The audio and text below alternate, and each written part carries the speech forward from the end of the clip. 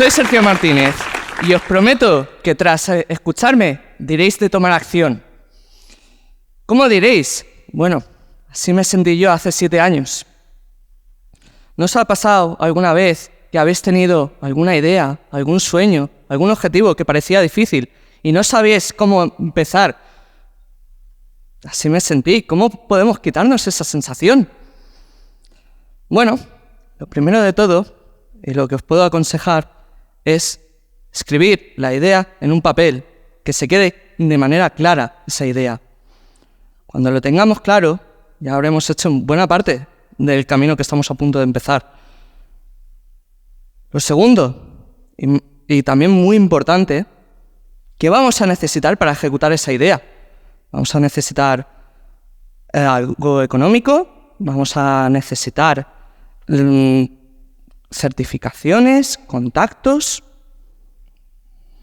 Dejadme decir que, en mi caso, yo quería ser ingeniero, pero no lo tuve nunca fácil.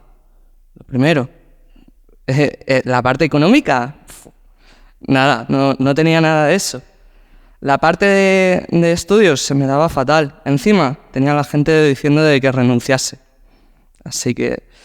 Pero bueno, una vez hemos definido ya los requisitos que vamos a tener que avanzar para nuestra idea, vamos a coger y vamos a estructurarlo en pequeñas tareas para ir afrontando, que sean comedibles del día a día, y lo vamos a estructurar en etapas. Pensar, por ejemplo, en el ejemplo de un agricultor.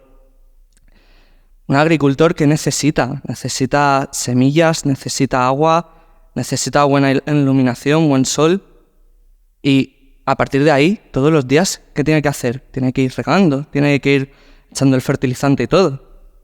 Nuestra idea es algo similar. Entonces, hay veces que ya cuando vemos que el objetivo puede ser que falle, en mi caso yo lo he planteado muchas veces, que ideas que me han fallado y he tenido que tomar otro camino. Muy bien, os voy a dar un consejo.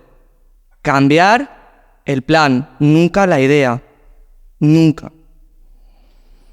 Y ya para concluir, espero que con estos tips se os haya removido algo por dentro.